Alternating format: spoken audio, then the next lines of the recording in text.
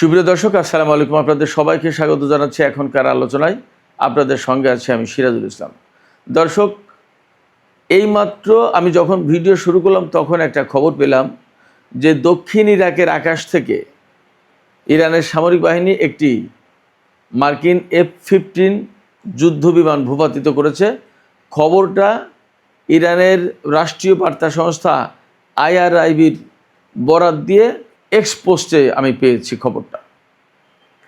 সরাসরি IRIBর বরাত দেওয়া হচ্ছে এবং যে সূত্র থেকে এই পোস্টটা আমি দেখলাম ওই সূত্রটা যথেষ্ট নির্ভরযোগ্য। সেক্ষেত্রে নতুন করে আমেরিকার একটি F-15 যুদ্ধবিমান যদি ভূপাতিত হয়, আমি যদির কথা বলছি, তাহলে কিন্তু পরিস্থিতি আবার অনেক বেশি উত্তপ্ত হয়ে উঠল এবং আমেরিকা ইরান নতুন করে যুদ্ধের আশঙ্কা প্রচণ্ড এবং প্রবল হলো। এদিকে ইরানের সামরিক বাহিনীর একজন কমান্ডার, শীর্ষ পর্যায়ের কমান্ডার,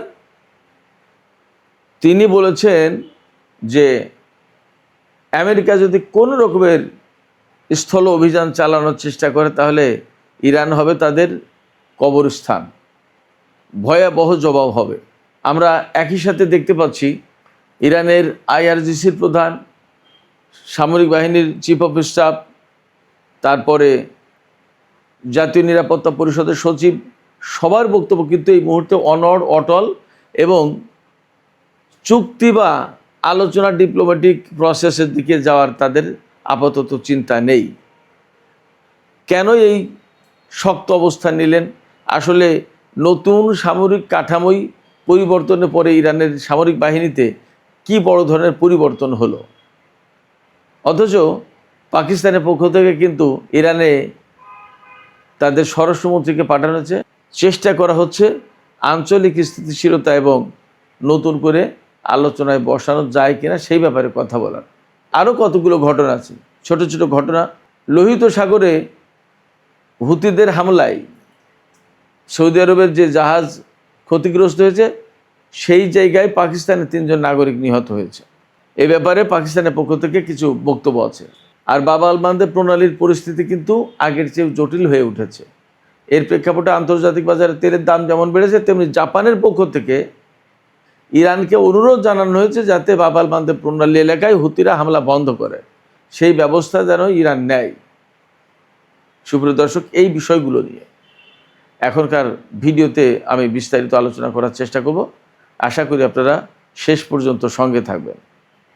আর ভিডিও যদি ভালো লাগে তাহলে লাইক, কমেন্ট, শেয়ার করবেন এবং চ্যানেলটি সাবস্ক্রাইব করে সাথেই থাকবেন। দর্শক, চলুন আমরা বিস্তারিত আলোচনা করি। প্রথম আলোচনা যেটা করতে চেয়েছি সেটি হচ্ছে যে এই মাত্র কিছুক্ষণ আগে খবর পেলাম, এখনও মেইন স্ট্রিম গণমাধ্যমে যাচাই করার সুযোগ হয়নি। আমি আবারও বলছি, Islamic Republic of Iran broadcasting, যেটা ইরানের রাষ্ট্রীয় বার্তা সংস্থা IRIB, তার বরাত দিয়ে একটা বিশ্বস্ত সূত্র থেকে এক্সে পোস্ট দেওয়া হয়েছে, ব্রেকিং নিউজ বলে, যে দক্ষিণ ইরাকের আকাশ থেকে ইরানের সামরিক বাহিনী একটি F-15 যুদ্ধবিমান ভূপাতিত করেছে। এই খবরে দাবি করা হয়েছে যে শোল্ডার লঞ্চ মিসাইল থেকে, অর্থাৎ কাঁধে রেখে যে মিসাইল ছোড়া হয়, সেই মিসাইলের সাহায্যে এই বিমানটি ভূপাতিত করেছে। একই খবরে বলা হচ্ছে যে সম্প্রতি ইরান চীন থেকে যে কাঁধে রেখে নিক্ষেপযোগ্য ক্ষেপণাস্ত্র প্রতিরক্ষা ব্যবস্থা আমদানি করেছে, সেই ক্ষেপণাস্ত্র ব্যবহার করে আজকের এই বিমান ভূপাতিত করা হয়েছে। এখানে অবশ্যই কথা বলতে হবে, এই বিমান যদি অ্যাকচুয়ালি ভূপাতিত হয়ে থাকে তাহলে কিন্তু আমেরিকা এবং ইরানের মধ্যে নতুন করে বড় রকমের সংঘাতের একটা আশঙ্কা বা পরিস্থিতি তৈরি হলো। খবরে বলা হচ্ছে এই বিমানটি ভূপাতিত হয়েছে একেবারে বসরার কাছাকাছি। বসরা কিন্তু ইরাকের একেবারে দক্ষিণ অঞ্চলে, যেখান থেকে ইরানের সীমান্ত কাছাকাছি। এখন প্রশ্ন আসতে পারে যে ইরান কেন মার্কিন বিমান ভূপাতিত করতে গেল? জবাব হতে পারে এরকম যে যুদ্ধ তো চলছে, যুদ্ধ তো বন্ধ হয়ে যায়নি। আমেরিকা হঠাৎ করে ইরানের উপর আক্রমণ করে বসে। ইদানিং ইরানও প্রিএমটিভ হামলা করেছে জর্দানে মার্কিন বিমান ঘাঁটিতে, এবং হয়তো আজকের এই হামলা বা আজকের এই যুদ্ধ বিমান ভূপাতিতের ঘটনা হয়তো একই রকমের। ইরানের পক্ষ থেকে কিন্তু হুঁশিয়ারি উচ্চারণ করা হয়েছে যে আমেরিকা যদি কোনো ধরনের স্থল অভিযান চালানোর পরিকল্পনা করে ইরানের বিরুদ্ধে, তাহলে তাদেরকে একেবারে চূড়ান্ত জবাব দেওয়া হবে এবং মার্কিন সেনাদের কবরস্থানে পরিণত হবে ইরান। কেন এই হুমকি হঠাৎ করে? তাহলে কি নতুন যে সামরিক কাঠামো পরিবর্তন করা হলো, কমান্ডিংয়ের কাঠামো সর্বোচ্চ নেতা পরিবর্তন করলেন, এই পরিবর্তনের কারণে কি ইরানের সামরিক বাহিনী আইআরজিসি তারা সবাই নড়ে চড়ে বসেছে? এবং আজকেই ঘোষণা দেওয়া হচ্ছে যে ইরান এই পরিমাণে ক্ষেপণাস্ত্র এবং ড্রোন উৎপাদন করে, যা ব্যবহার করেছে তার চেয়ে অলরেডি পার হয়ে গেছে নতুন করে উৎপাদন করা ড্রোন এবং ক্ষেপণাস্ত্রের পরিমাণ। এবং একজন সামরিক কমান্ডার বলেছেন যে ইরান যদি কয়েক বছর ধরে যুদ্ধ করে তাহলেও তাদের হাতে জমানো ক্ষেপণাস্ত্র এবং ড্রোন শেষ হবে না। তাহলে আসলে আমেরিকার ভরসার জায়গা কি? আমেরিকা কি ইরানের সাথে যুদ্ধ করে হরমুজ প্রণালী এবং চলমান সংকট সমাধান করতে পারবে, নাকি মার্কিন প্রেসিডেন্ট ডোনাল্ড ট্রাম্প তার গল্ফ ক্লাবের কাছে নাকি ক্ষেপণাস্ত্র প্রতিরক্ষা ব্যবস্থা মোতায়েন করেছে? এই রকমভাবে সারা আমেরিকায় ক্ষেপণাস্ত্র প্রতিরক্ষা মোতায়েন করতে হবে কোনটা? এদিকে হরমুজ প্রণালী এলাকায় কিন্তু কঠিন পরিস্থিতি বিরাজ করছে। ওমান উপকূলে একটি জাহাজে আমেরিকা হামলা চালিয়েছিল, সেই জাহাজের তেল ছড়িয়ে পড়েছে ওমান উপকূল থেকে হরমুজ প্রণালী পেরিয়ে সেই তেল ইরানের উপকূলের দিকে চলে গেছে, এবং ইরানের কেশম দ্বীপের যে সমস্ত ছোট ছোট জলপ্রবাহ রয়েছে সেই সব জায়গায় ছড়িয়ে পড়েছে। খুব খুব মারাত্মক অবস্থা এবং পরিবেশ বিপর্যয়ের একটা বড় আশঙ্কা দেখা দিয়েছে। এদিকে বাব আল মানদেব প্রণালী এলাকায় হুতিদের হামলায় সৌদি আরবের একটি জাহাজ ক্ষতিগ্রস্ত হয়েছে এবং পাকিস্তানের 3 জন নাগরিক নিহত হয়েছে। এই ঘটনায় পাকিস্তান ইরানের সাথে আলোচনা করছে এবং পাকিস্তানের পররাষ্ট্রমন্ত্রী ইসাক দার এই ঘটনার নিন্দা জানিয়েছেন। তিনি একটু হুমকির সুরেই বলেছেন যে সৌদি আরবের সাথে যেহেতু তাদের অ্যালায়েন্স রয়েছে, 15 জাতির জোটে যুক্ত তারা, সেক্ষেত্রে লোহিত সাগরের নিরাপত্তা বা ওই এলাকায় এই ধরনের ঘটনা যাতে রোধ করা যায়, প্রয়োজনে তার কার্যকর ব্যবস্থা নেবে তারা। পরিস্থিতি দেখে আসলে মনেই হচ্ছে যে মধ্যপ্রাচ্যের অবস্থা অনেক জটিল। কিন্তু দুঃখজনক হচ্ছে যে সৌদি আরবের সাথে ইয়েমেনের যে সংকট, এই সংকটটা মীমাংসার জন্য তুরস্ক, পাকিস্তান এইরকম কোনো দেশ উদ্যোগ নিল না। সবাই এর নিন্দা জানাচ্ছে, 15 জাতির জোটে যুক্ত হচ্ছে, কিন্তু ইয়েমেন এবং সৌদি আরবের মধ্যকার যে সংকট, এই সংকট সমাধানের কোনো ব্যবস্থা কেউ করছে না, উদ্যোগ নিচ্ছে না। আমি আগেই বলেছি, হরমুজ প্রণালী এবং বাব আল মানদেব প্রণালীর এই ঘটনায় তেলের দাম কিন্তু বেড়ে গেছে। আমি দুপুরের ভিডিওতে বলেছিলাম $88, এখন সেই তেলের দাম $89 পার হয়ে গেছে প্রতি ব্যারেল ব্রেন্ট ক্রুড অয়েলের দাম। আর ওয়েস্ট টেক্সাস ইন্টারমিডিয়েটের দামও বেড়েছে, সেটাও $84 কাছাকাছি মনে হয়। বাব আল মানদেব প্রণালীর পরিস্থিতি যথেষ্ট জটিল হয়ে পড়েছে। হরমুজ প্রণালী তো এতদিন আটকে আছেই, বাব আল মানদেব প্রণালী নতুন করে আটকে যাওয়ার কারণে এশিয়ার অনেক দেশ এখন সৌদি আরবের কাছ থেকে আর তেল নিতে পারছে না। এর প্রেক্ষাপটে জাপানের প্রধানমন্ত্রী ইরানের প্রতি আহ্বান জানিয়েছে, ইরানকে অনুরোধ জানিয়েছে যাতে ইরান ইয়েমেনের হুতিদেরকে বলে যে বাব আল মানদেব প্রণালী এলাকায় যাতে জাহাজগুলো ছেড়ে দেয়।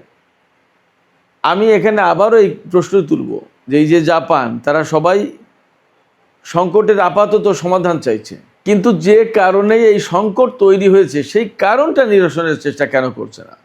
জাপানও তো অর্থনৈতিকভাবে বিরাট পরাশক্তি, তারা তো সৌদি আরবকে বলতে পারে যে এই বাব আল মানদেব প্রণালী, হুতি, ইয়েমেন এই সংকটগুলো সমাধান না করার কারণে আন্তর্জাতিক বাজারে এই ক্রিটিক্যাল মোমেন্টে তেলের সরবরাহ একেবারেই বন্ধ হয়ে গেল।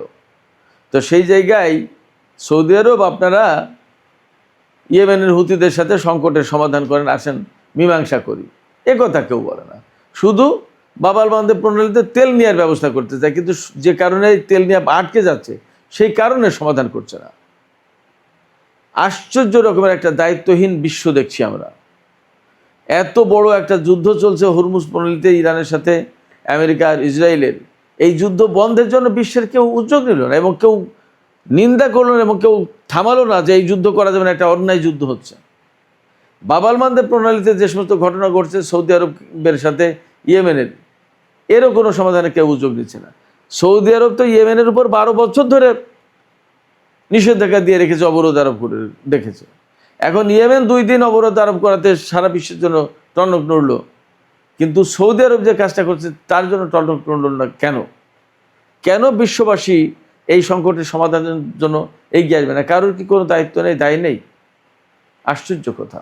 সুপ্রিয় দর্শক, এদিকে মক্কা চুক্তি নিয়ে নতুন একটা খবর বেরিয়েছে, খুবই গুরুত্বপূর্ণ খবর, যে মিশরকে কেন নেওয়া হয়নি বা মিশর আছে কিনা, মিশর আসবে কিনা। তুরস্ক বলছে যে মিশর টেকনিক্যালি বা ন্যাচারালি সে আমাদের পার্টনার, এই সময়ের ব্যবধান যে কোনো মুহূর্তেই সে যুক্ত হবে। মোটামুটি আজকে এই সমস্ত ব্যাপারে ভালো একটা তথ্য পাওয়া যাচ্ছে আন্তর্জাতিক সব গণমাধ্যমে প্রায়, আর সামাজিক মাধ্যমে তো আছেই। সেটা হচ্ছে মিশরকে এই জোটে নিতে রাজি হয়নি সৌদি আরব, কিন্তু নিতে রাজি ছিল তুরস্ক। সৌদি আরব কেন মিশরকে নিতে রাজি হয়নি জোটে? যতদূর খবর পাওয়া যাচ্ছে তার ব্যাখ্যায় এই যে সৌদি আরব, বাহরাইন, কাতার, সংযুক্ত আরব আমিরাত, মিশর, এই সমস্ত দেশ মিলেই ইয়েমেনের বিরুদ্ধে কিন্তু যুদ্ধ করেছিল, আরব জোট করেছিল তারা সৌদি নেতৃত্বে ইয়েমেনের হুতিদের বিরুদ্ধে যুদ্ধের জন্য। আবার কাতারের বিরুদ্ধে যখন 2017 সালের জুন মাসে সৌদি আরব, বাহরাইন, সংযুক্ত আরব আমিরাত সর্বাত্মক অবরোধ আরোপ করে, তখনও কিন্তু এই জোটে মিশর ছিল। এর অর্থ হচ্ছে যে সৌদি আরবের অত্যন্ত বিশ্বস্ত মিত্র ছিল, অন্তত সামরিক জোটের ডাকার ক্ষেত্রে মিশরকে কখনো বাদ দেয়নি সৌদি আরব।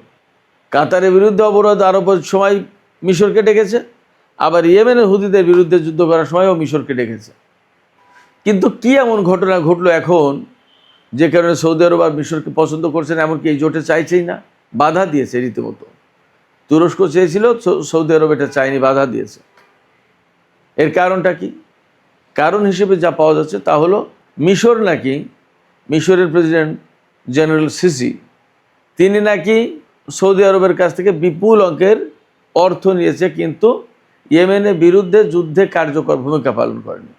কাতারের বিরুদ্ধে অবরোধে কতটুকু ভূমিকা তার রাখার সুযোগ ছিল বা রেখেছে সেটা ভিন্ন কথা, কিন্তু ইয়েমেনের বিরুদ্ধে যুদ্ধে সৌদি আরবের মন মতো কাজ করেনি। এই জন্য সৌদি আরবের বক্তব্য হচ্ছে মিশর শুধু টাকা খায়, কাজ করে না, এই দেশকে রাখা যাবে না জোটে, এরা অকেজো একটা দেশ।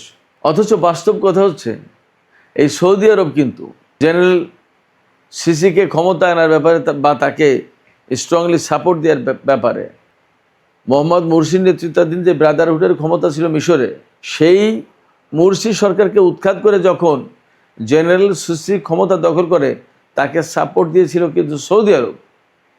এবং হোসনি মুবারকের সরকারের সাথে ব্যাপক সম্পর্ক ছিল সৌদি আরবের।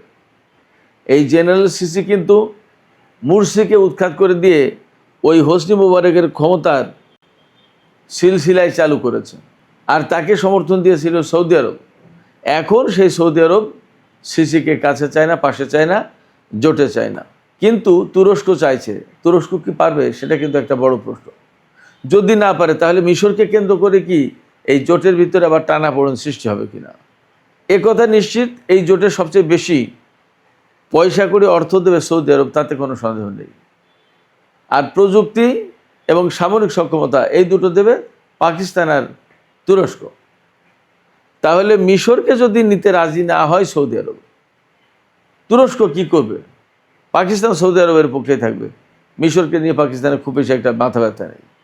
তুরস্ক যতই বলুক যে আমরা এই অঞ্চলের বাইরে অনেক দূর যেতে চাই, বহু দেশকে এর সদস্য করতে চাই, হয়তো নেটো জোটের আদলে আর একটা বড় জোট করতে চাই, ঠিক আছে, আঞ্চলিক স্থিতিশীলতা ফেরাতে চাই, তাও ঠিক আছে। এরদোগান বলেছেন আজকে যে আমরা আঞ্চলিক দেশগুলোর সমস্যার সমাধান আমরাই করব, বাইরের কাউকে এখানে আমরা ডাকবো না। এই কথাটা তো যুগের পর যুগ ইরান বলে আসলো, খুব ভালো কথা। কিন্তু মিশরকে নিয়ে এই জোটের ভেতরে কোনো দ্বন্দ্ব সংঘাত হবে কিনা সেটা একটা প্রশ্ন। সুপ্রিয় দর্শক, এখনকার আলোচনা এখানে শেষ করতে চাইছি। আলোচনা শেষের আগে আপনাদের মতামত জানতে চাই যে আমরা গত 2-3 দিন ধরে যে সমস্ত উত্তেজনাকর বক্তব্য আমেরিকা এবং ইরানের পক্ষ থেকে পাচ্ছি, তাতে কি মনে হয় যে নতুন করে আবার সংঘাত শুরু হতে যাচ্ছে?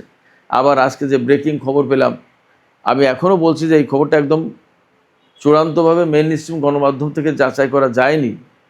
কিন্তু যদি এমনটা হয় যে সত্যিই ইরান F-15 যুদ্ধবিমান বিধ্বস্ত করেছে, ভূপাতিত করেছে, তাহলে কি নতুন করে আরেকটা বড় রকমের যুদ্ধের আশঙ্কা তৈরি হলো কিনা? আপনাদের মতামত জানিয়ে কমেন্টে লিখুন। আর ভিডিও ভালো লাগে আবারও বলি, লাইক কমেন্ট শেয়ার করবেন এবং চ্যানেলটি সাবস্ক্রাইব করে সাথেই থাকবেন। দর্শক, এখনকার আলোচনা এখানে শেষ করছি। আপনারা সবাই অনেক অনেক ভালো থাকুন। আল্লাহ হাফেজ।